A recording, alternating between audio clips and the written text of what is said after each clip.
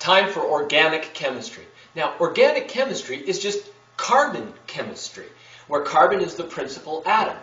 And the molecules that are involved in organic chemistry are from a biological nature. Now, that's either living right now kind of molecules or once living. Carbon chemistry. Now, not all carbon types of molecules or molecules that have carbon in it are organic.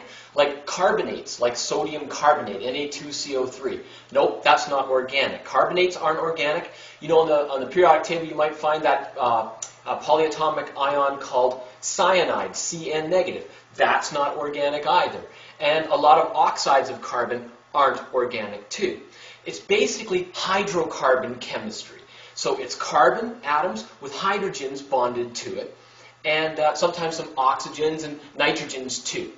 Now, what we're going to concentrate on is what normally happens in high school and first year university type of organic chemistry, which is just to get the nomenclature, or how to name these molecules down, plus some very important reactions. Now, before we get into that nomenclature kind of thing, here are some ways that formulas are going to be shown in the organic chemistry unit. Now, here's a formula for our organic molecule, C2H6. It's called ethane. I'm going to tell you about that a little bit later.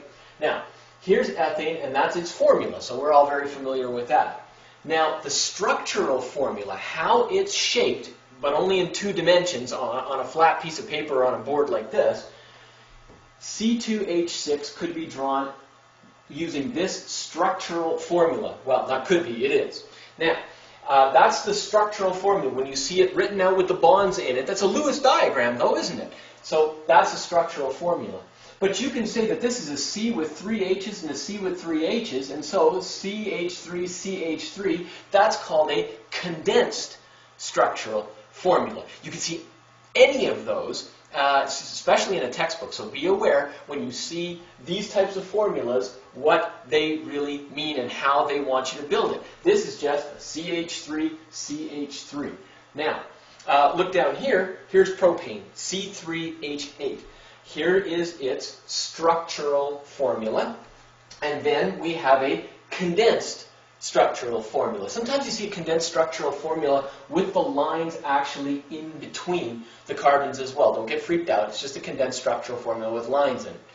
Now, there's also something called a line diagram, where some scientists who get kind of lazy, they just don't even bother with the carbons anymore. And by the way, you're going to see that what I'm going to do is, I'm not going to bother writing in a lot of the hydrogens anymore. When you write a structural formula, and you put just lines off of carbon atoms, what you're doing is you are intimating that there are hydrogens off of that carbon. And so instead of drawing those H's all over the place, we just draw the C's in with a bunch of lines. Okay, it would look like that, right? A line diagram for ethane is real simple. There. But that's a line. Yeah, I know, it's just a line. And that line intimates or suggests that there's a point here which has a carbon, and a point that has a carbon, and so that line, which is a single bond, in between the two carbons gives you ethane.